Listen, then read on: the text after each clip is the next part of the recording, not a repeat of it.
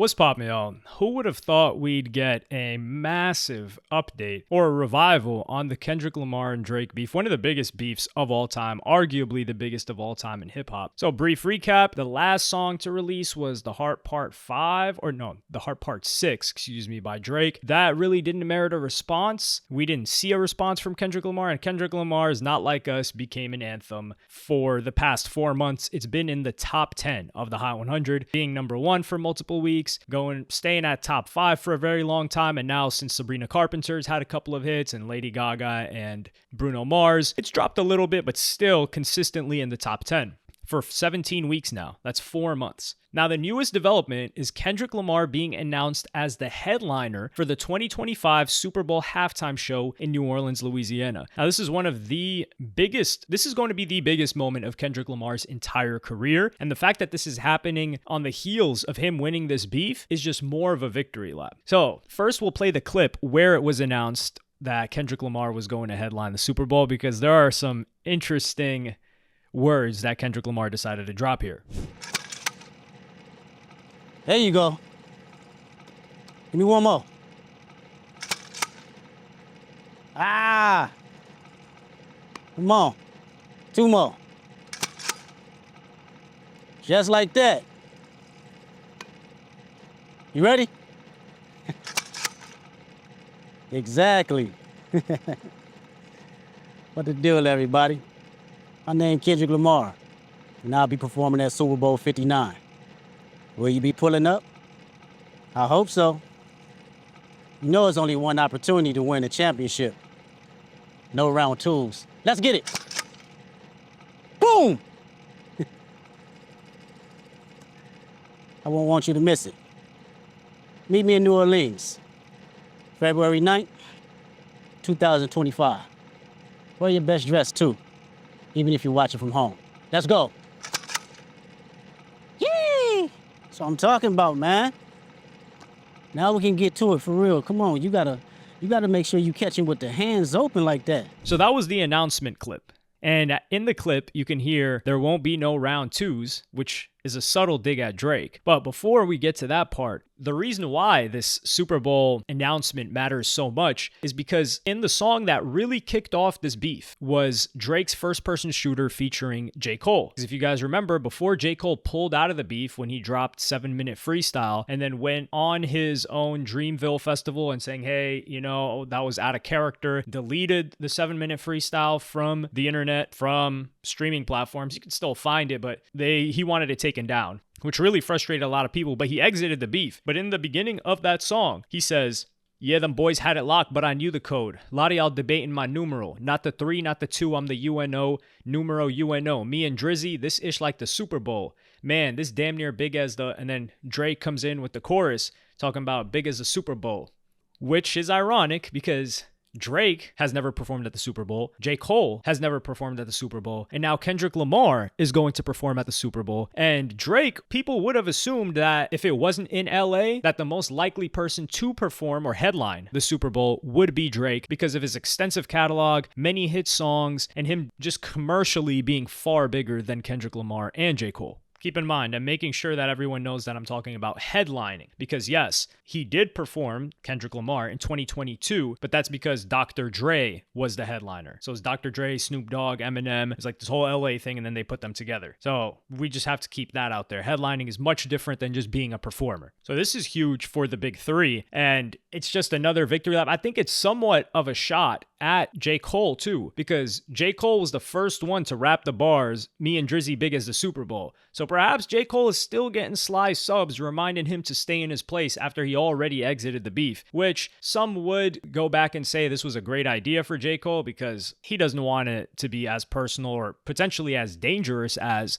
things have gotten now. And they haven't gotten all that dangerous, but there's a lot of static. And J. Cole enjoys moving without security and riding his bicycle in the streets of New York or wherever other city he usually stays at. So in circling back to the point about the Super Bowl performance and the championship, he said there's only one opportunity to win the championship and there won't be no round twos. This is coming off the heels of Drake saying that, round two coming soon. And Kendrick's not trying to hear any of that. Personally, I'm really not trying to hear any of that either. you had round one and you fumbled. It's similar to the Pusha T era when Drake was talking about, hey, I had another track, but I kept it in the chamber. I didn't want to let it out because it would be too much, this and that. Hey, you didn't let it out. You took the L, sit down somewhere and cool off. And that's what he did. Well, he didn't cool off. He cooled off temperature-wise in terms of probably his own mindset of trying to still seem like he won that beef, but he went on to drop smash hits after that. And also still take shots at Pusha T here and there in certain bars. But people didn't really care too much for them because the beef was over, people had cemented a winner, and the more convincing victory this time around was Kendrick Lamar. So I'm sure Kendrick Lamar doesn't want to go on a round two. He seems to... Also, he does have a bunch more tracks, but it seems like now he's just doing the victory lap. Also, keep in mind that First Person Shooter was a song that Kendrick Lamar was supposed to appear on. Drake had allegedly reached out to Kendrick Lamar to be on First Person Shooter, and Kendrick Lamar denied it. The first person, of course, and the biggest person to go on a rant about this was none other than DJ Akademiks, who was the home of everything that was the Kendrick Lamar and Drake beef. Drake was leaking songs or had songs leaked. Akademiks was the first to play them. When Akademiks went live to react to a Drake song, one of the biggest and most pivotal moments was when Kendrick Lamar dropped Not Like Us during that. And this just sent everything haywire because that was the home of the beef. It was the media coverage that everyone was paying attention to, up to 650,000+ viewers at its peak, maybe even more when you include Twitter. And then what happens? It forces the chat, or it doesn't force the chat. The chat talks about Not Like Us, Kendrick drop, Kendrick drop, Kendrick drop. It forces all of the attention on Kendrick Lamar's Not Like Us after Drake had dropped Family Matters, which was a banger of a song with a music video and everything, but it just cut the oxygen off to that because of the hype of Not Like Us, the type of song that it was, a smash hit song, not like Euphoria, which was still a great song nonetheless. But this was a crazy moment. So Akademiks, after he makes a post of Kendrick Lamar headlining the Super Bowl, he goes on a rant talking about the thought of Not Like Us ringing off at the Super Bowl with the new Kendrick album dropping around that time and doing like 700K is devastating. All good for Kendrick, ... But damn, this little leprechaun really got the Hall of Fame Madden 2025 plays of death. And you could tell when he said all good for Kendrick, he was not happy about this one bit. He continues on to say, the NFL just gave Kendrick Lamar a global pop-out show. Jay-Z, I see you, you ain't low. Pop-out show is in reference to the concert that Kendrick Lamar threw in LA after this pretty much celebration show, and they played Not Like Us a bunch of times. Dr. Dre came out and introduced the song. He had all of these different LA artists. The LeBron James was there. The Weeknd was there. Whilst The Weeknd wasn't performing, but he was there showing his support.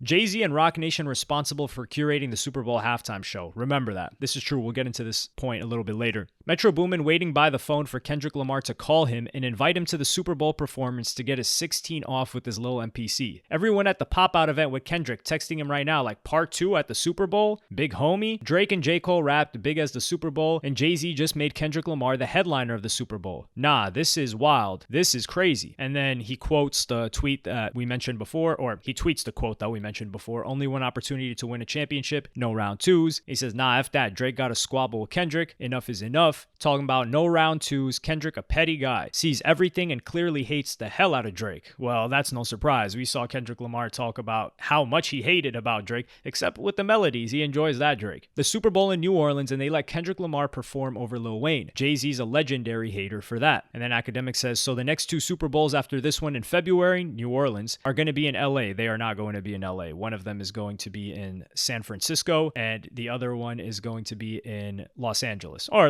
the closest area. We'll say Bay Area and SoCal. Inglewood is really, really close to LA. It's damn near LA. And he says, yet Wayne got snubbed and Kendrick headlining in New Orleans instead of the LA ones. And Akademiks says round 2 will still proceed. Will it proceed if one of the participants is not going to pay attention to it or really care for it? Don't really know. But I do think there is significance to these locations. For example, San Francisco in 2026, the Bay Area culture is far, far, far different from the LA culture.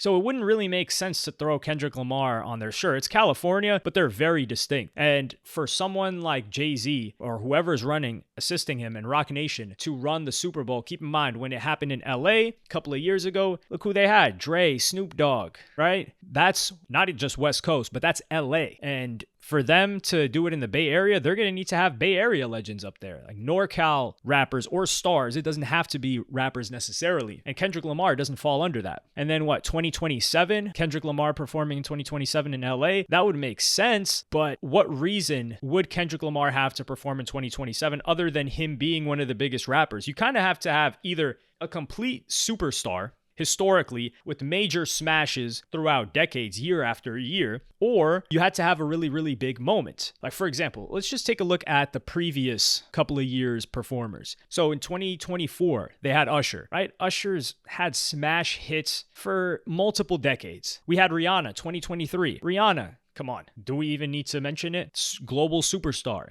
hits everywhere. Everyone recognizes her. Then we had Dr. Dre, 2021, The Weeknd, arguably the biggest artist in the world. I mean, he's had the most monthly listeners for like forever. Very global. We just saw him do a stadium in Sao Paulo, Brazil. Anybody that's talking about Bad Bunny, is Bad Bunny doing a stadium in Sao Paulo, Brazil? No. And then we can go on, but before that, it was mainly pop stars. That was before Rock Nation really got a hold of things after the whole Kaepernick saga. So it wouldn't really make sense, I don't think, in 2027 to wait 2 full years. And who else would we put right now? And this is where I will say that it is a little bit not sus, but Lil Wayne has to be involved in some way. Cash Money Records has to be involved in some way. This is New Orleans. And some people were saying, academics made the point that Lil Wayne over Kendrick Lamar. This is where my theory comes in, where I said, and you should follow me on Twitter, at the Mind of HY, where I said this would be diabolical if Lil Wayne gets brought out by Kendrick Lamar to open up with Mona Lisa. Because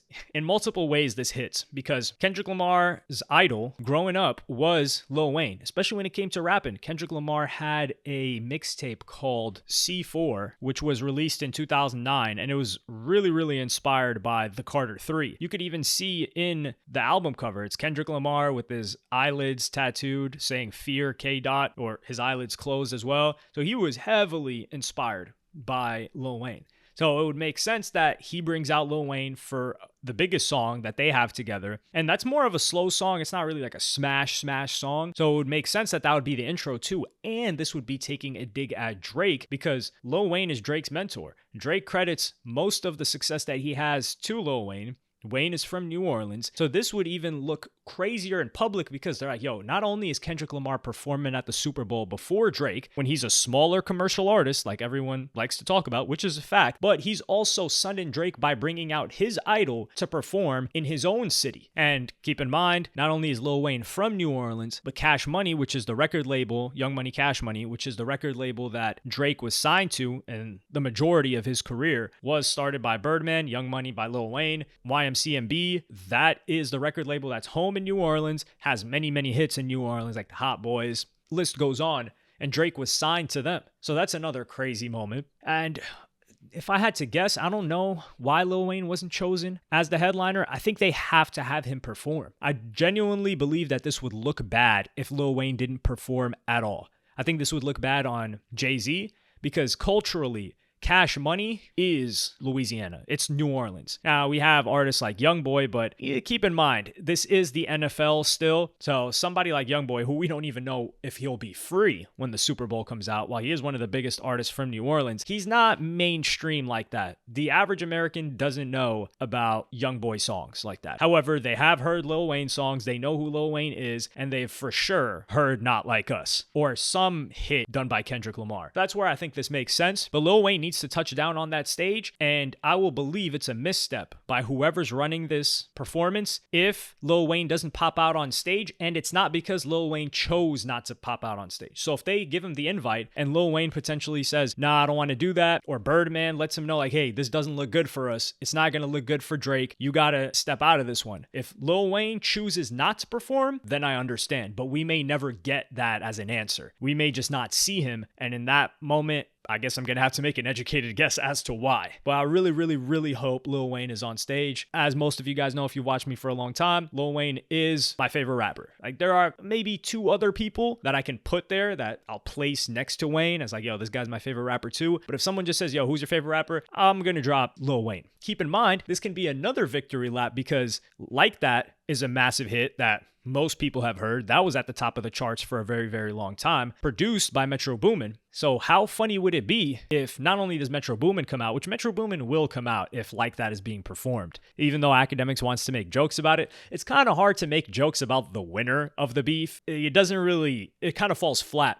When his album was massively successful, he succeeded in taking down the armor of Drake after having beef with him for a long time. And not only Metro Boomin, but keep in mind Future was also beefing with Drake because Future was on Like That. And Future is an artist that Drake really couldn't do or chose not to do too much to during these diss records. Like he threw shots at many, many other people that were a lot more aggressive shots. For example, A$AP Rocky, he got it bad and he's still trying to recover from that. But I don't think A$AP Rocky needed to recover much because I just listen to A$AP Rocky for swag raps. A$AP Rocky is also one of the rappers I enjoy his music and catalog most. But Future was assisted heavily in his career, taken to the next level by Drake. Yes, Future had a run. He had the Beast Mode, 56 Nights, Monster, a crazy run before him and Drake did What a Time to Be Alive. But Drake really, really put the gas on that one. Because keep in mind, What a Time to Be Alive was released after. If you're reading this, it's too late. So if you're reading this too late, it's a huge smash. Really, really, really big moment for Drake. Multiple hits spawned out of that. This was many people's favorite Drake album of all time, me included. This was the album that really changed my mind about Drake entirely. So that was released in February of 2015. Future's going on his run, but if you're reading this, it's too late. It was a surprise drop, and it did like 800 something thousand first week. Something insane. Or maybe 600, I don't know. It was an insane number. So that went crazy. Drake is scorching hot, number one, and number one in terms of his songs getting played constantly. Future is really, really, really hot. But Future releases DS2 in July of 2015. So DS2 was a big drop. The first real big album after he did that 3 series of mixtapes the year prior. And by the year prior, I mean the 12 months preceding that release, because DS2 was July and the past 12 months, March was when the song or the album with DJ Esco, mixtape, whatever you want to call it, it's all original music anyway, was when the album with DJ Esco, 56 Nights, came out. And that was in March. So it was a couple of months before DS2, but that was really the last one that started everything off. So he helped Future a lot when it came to he took him to a whole nother level. And for Future, who is a smaller commercial artist than Drake, to perform at the Super Bowl before Drake is just such a big double middle finger at Drake from Future slyly. And Future knows that he has so much cultural capital in cities and communities that Drake wants to tap into, which is something that Rick Ross has touched on when he used to make fun of Drake, saying, yo, you came around us and we really got you around the right people and made people respect you, and you're taking that for granted and now trying to portray yourself as something you're not or you weren't when you got with us. You can already see the narratives that would likely spawn out of that one. Like we already mentioned too, there is the chart assistance that the Super Bowl has. For example, let's just take a couple of the past years. Usher, for instance, his overall Spotify streams rose by 550% in the US the weeks following the Super Bowl performance. But then specific songs saw even crazier jumps. For instance, Caught Up jumped by 2,000%. My Boo with Alicia Keys, 690%. And Yeah, with Lil Jon and Ludacris, 520%. Before that, we had Rihanna, 211% overall jump in her streaming. And keep in mind, Rihanna's already a superstar with songs that are going to do numbers, high numbers repetitively every year. But the song Better Have My Money spiked by 2,600%. And then you have Dr. Dre, Snoop, Eminem, etc. So collectively, Dre's numbers went up 261% for Still DRE, and Kendrick Lamar's All Right saw 200% gain. So these are massive jumps in numbers for every artist that's performed for the past couple of years. Now take this into consideration that Kendrick Lamar's song is on the charts still at top 10. If we take a look, Not Like Us is at number 9, and it's been in the Hot 100 for 17 weeks. It's been top 10 for all of those weeks. Like That is also at number 29 still, so still in the top 40, and the weeks it's been on the chart is 23 weeks. So do the math on that. That's about 6 months that Like That has been on the charts. Is it a crazy thing to say or a crazy assumption to make that both of these songs will still be on the charts come the Super Bowl?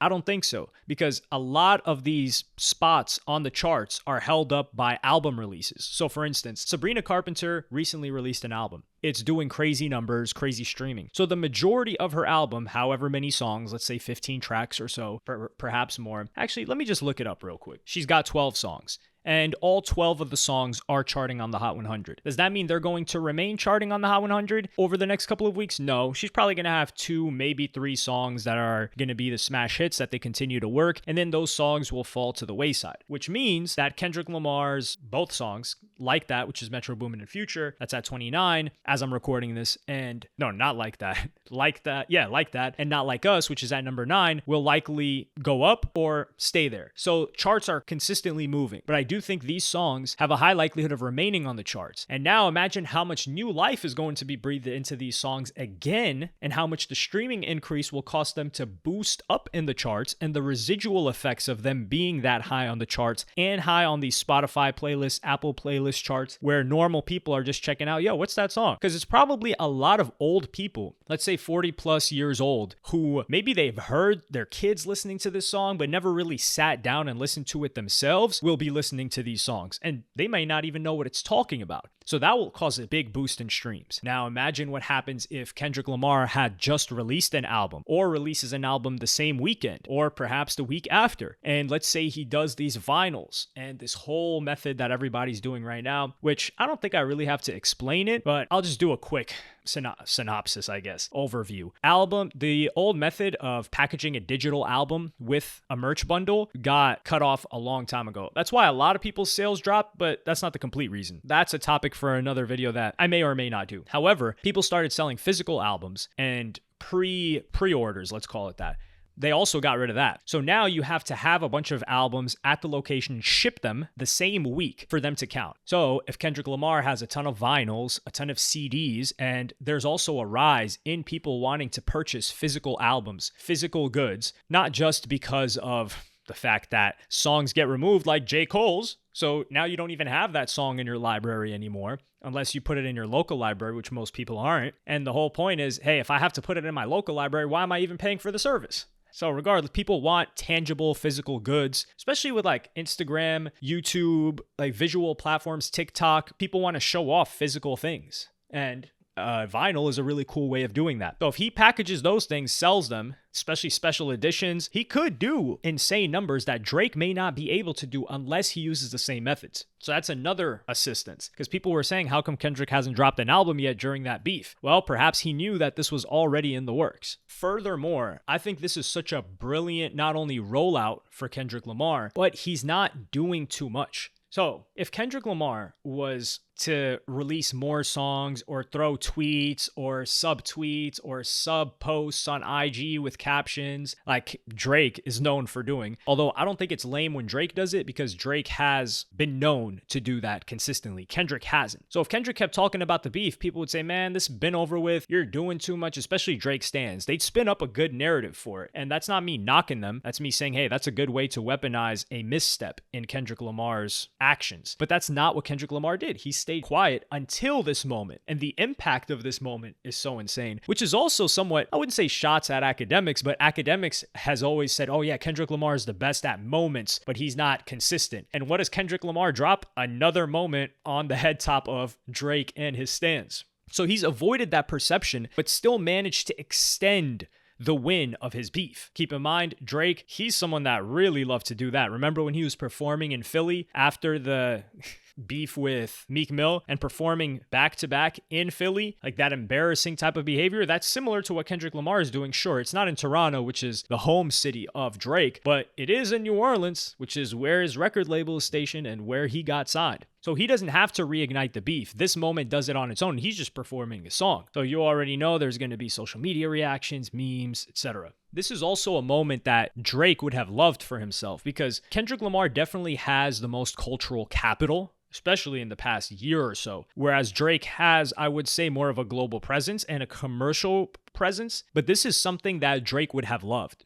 There's nothing more that Drake loves than having a moment like the Super Bowl. Drake loves American culture. Drake loves a lot of cultures. But you see this in the fact that Drake is tapping it, or has in the past tapped into Jamaican culture, had these different accents, tapped into UK culture. And he's tapping into the grimy aspects of these places because that's what he loves and he wants to be appreciated by those people. And that's what Kendrick Lamar has. So whilst Drake has the commercial success, that's not enough for him. Otherwise, he would have just stayed commercial. Like, look at Rihanna, for instance. Rihanna's not trying to get on tracks with the grittiest new artists. She's doing her thing and she's fine if 45-year-old moms are listening to her while on TikTok looking at cooking videos or whatever the hell they may be doing on the way to pick up their kids from school. But that's not enough for Drake. So that's a big moment. And keep in mind, if Kendrick outsells Drake after the Super Bowl, it would cement his victory. The victory's already cemented, but it would embarrass him even further because one of the strongest points that people have is, oh yeah, Drake outsells him. Drake does more numbers. He can't do numbers without Drake. And then people will always come up with an excuse, but they'll say, oh yeah, he needed the Super Bowl and this to beat Drake. But if he wasn't even in his league, then there's no reason why he should have ever beat him. So Jay-Z's role in this, though, is what really, really gets me excited. It gets a grin on my face because Jay-Z's comments that he made in a Rolling Stone article about Kendrick Lamar performing was the following. Kendrick is truly a once-in-a-generation artist and performer. He has an unparalleled ability to define and influence culture globally. I don't know about globally. American culture? Yes, for sure. His work transcends music, I agree, and his impact will be felt for years to come. I 100% agree with this too. Kendrick Lamar, in that same Rolling Stone article, he says, rap music is still the most impactful genre to date, and I'll be there to remind the world why. They got the right one. I think this is such a beautiful statement to make because a lot of people have been talking about the global influence of hip-hop culture fading away a little bit, and I can see that somewhat. For instance, K-pop globally is very, very big, and I would say it's potentially more culturally or influencing culture globally more than hip-hop is right now. But we also have to take into consideration a lot of these big K-pop groups, not only do they have writers or producers from America, but a lot of them are just jacking American styles and, let's not forget, hip-hop styles and sounds and packaging them differently. So can you really knock hip-hop for that? Then you could say like Latin music, that I will show some agreement towards, whereas globally, yeah, it may have a bit of a stronger hold now than hip-hop. But culturally speaking, I really don't see anything other than K-pop and hip-hop that people are dressing like. Not just listening to the music, dressing like, following that culture, speaking like. Nothing really touches hip-hop. And that's something that people should be proud about. But circling back to Jay-Z, Jay-Z has worked with both of these artists. For the first collaboration, Drake was on Jay-Z's Blueprint 3 in 2009 on the song Off That, so he appeared as a feature. And then Jay-Z appeared on the song Light Up for Thank Me Later in 2010. In between that, though, the only song that Jay-Z and Kendrick Lamar have been on, from what I gather in my history, is the Don't Kill My Vibe remix. And this is a remix from the original track. Jay-Z laid down a hard verse on that. But that was in 2013, and Drake also had Jay-Z as a feature on Scorpion in Talk Up. So Drake and Jay-Z have worked together for a good amount of time, and he's always thrown nods and respect at Jay-Z whilst also aiming for his spot as number one, not just as a rapper, musician, but also as a businessman, mogul, guy with a huge brand. We have also some history that I don't think anyone has mentioned, which is Jay-Z runs Roc Nation. One of Roc Nation's darlings and biggest artists is none other than Megan Thee Stallion. We have seen historically Drake take shots at Megan Thee Stallion. In the album Her Loss with 21 Savage in 2022, the lyric said, "This chick lie about getting shots, but she's still a stallion." Shots referencing the incident with Tory Lanez, and that was a really, really big deal. Also, keep in mind that Drake has put up on stories before, like free Tory or listening to Tory Lanez after this whole sentencing happened. And this is somewhat of a double entendre now, looking into the future from this lyric, but also looking into the past, because a lot of people allege that Megan Thee Stallion has gotten Ozempic, and that's why she slimmed out a lot. So lie about getting shots is also a double entendre, even though Drake may not have wanted it to be so. And it was even a double entendre back then. And Yachty came out and saying like, nah, he's not talking about that. He's just talking about, something else, even though we knew what Drake was getting at. So Jay-Z peeps everything. So this could be a little jab at Drake, letting him know like, hey, stay in your place. This is what I can do by having Kendrick Lamar here. I don't think it's anything personal with Jay-Z. I think it just lines up perfectly with the opportunity for Jay-Z to show that he's culturally relevant by having Kendrick Lamar this year, even though it is not a stretch, but it's going to get some criticism because it's in New Orleans. It's not in LA. If it was in LA, it would be a no-brainer, but it's not. So Jay-Z takes a little bit of a risk, but also lets Drake know, hey, don't mess with me. And this is definitely something that someone as strategic as Jay-Z would do, so that it's not obvious to the majority of people, but Drake gets the message and other people around him get the message, which is the same way that Drake moves with a lot of rappers. So this is the type of stuff that I really, really enjoy seeing. This could be a new peak that we see for Kendrick Lamar in this beef after we thought we've already seen enough peaks. For instance, the Not Like Us drop in, all the people performing to it, and then Pop Out being a new peak, and then him going number one, a new peak. Well, the Pop Out was after the going number one. And then after that, we thought, okay, the peak happened. But then to come back again with a new peak, which is going to be the Super Bowl, which is undisputably peak, which I think Super Bowl gets what, 100 million? Let's see the numbers on the last year's Super Bowl. Yeah, it got 123 million people tuned in. So 123 million people are going to be hearing A minor. That's it's got to be sickening. And keep in mind, this is an event that everybody watches or shows up to. So Drake is going to have to, not watch it? And you got to keep in mind that there's going to be eyes on all of these other rappers and producers and people that are cool with Drake, even athletes. And they're going to, have to pretend to not jam out to the song at the Super Bowl? Because cameras will be panning to them and fans will be watching. And this could test the audience for some future developments. It might ignite a round two. So imagine Drake drops a song about something round two right after the Super Bowl. That would ignite a crazy round two. But what more can be said is the real question. That's why, as exciting as it would be, the story, right? The idea of having a round two, especially right after the Super Bowl, I don't think there's anything new that can be said or that can be demonstrated by either party. So for that reason, I just hope it doesn't happen to a degree, although I will enjoy it if it does. So not only that, Kendrick Lamar performing at the Super Bowl, this is a continuation of the beef without trying too hard from Kendrick Lamar's side. Album rollout, I'm hoping releases in March. A lot of album releases are in March, so it would make sense to release in March after the Super Bowl moment, but I think that moment will dwindle down quickly in the coming weeks. So I wouldn't be surprised if I would be shocked if they release before 2025. That would really, really have me looking around the room. And this also breeds anticipation for potential subs that we get towards Drake from the new album. I would definitely not be surprised if we get victory laps on the album subtly, but we could also see some, not just like standing over Drake, but more moments where Kendrick Lamar saying, oh, this is bigger than Drake. This is about uniting people, uniting the culture against people that are, trying to take. And that narrative would align itself well to Kendrick historically. So that would be an interesting move for us to see. But I'm very excited for this. We're really enjoying hip hop. Like, come on now.